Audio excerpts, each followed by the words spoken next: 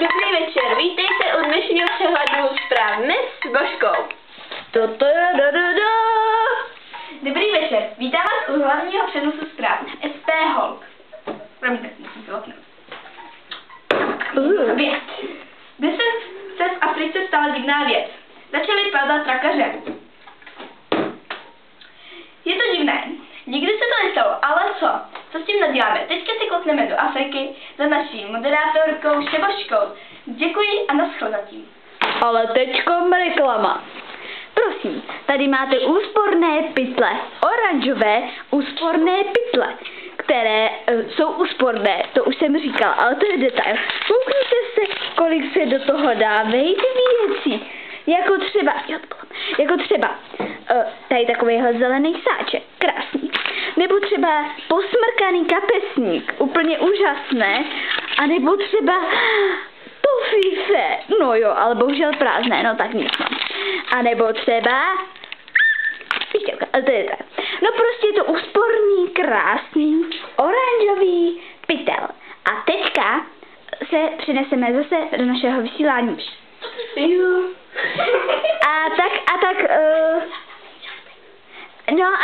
Takže ještě dáme další reklamu, protože se objevily potíže naším natáčením. Takže jdeme se podívat na toto krásné, úsporné, no prostě tam, kde jsou CDčka, detail. Koukněte se, kolik se tam toho vejde. Spočítejte si to sami, já neumím počítat. Takže prosím, tolik se jich tam vejde. A ještě tady máme, no to asi není na ty CDčka, to je detail. Prostě je jich tam hodně, takže co je to úsporný? Bejt váma si to radši koupím. Tam, nebo co to je? Pak tam je, no, hele, už můžu, nashledanou.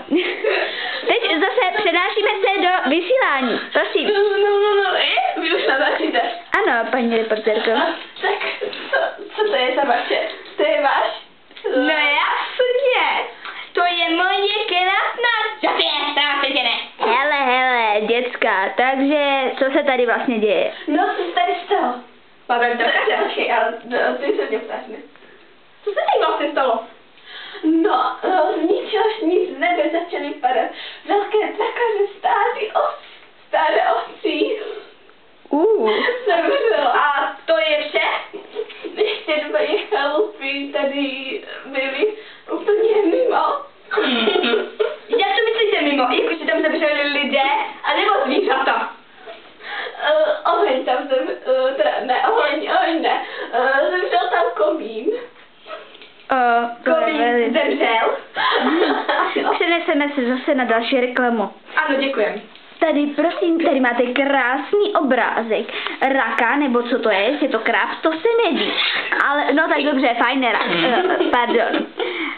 A dělá bublinky, to je sami jak vidíte, no. A teď tam má hvězdičku a zase se za chvilinku přeneseme do natáčení. Jejda, mane, teď se tady děje něco.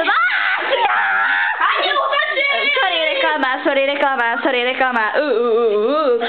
Tady máme osla. Tak, jo. A přeneseme se na dnešní soutěž. Máme tady krásný odlakovač, z kterého pila naše reportérka úžasná. To byla vodka, a ne nějaký odlakovač. Odlakovač. Teď vám bude asi trošku špatně. Ne, to byla vodka. Máte špatnou lahvičku.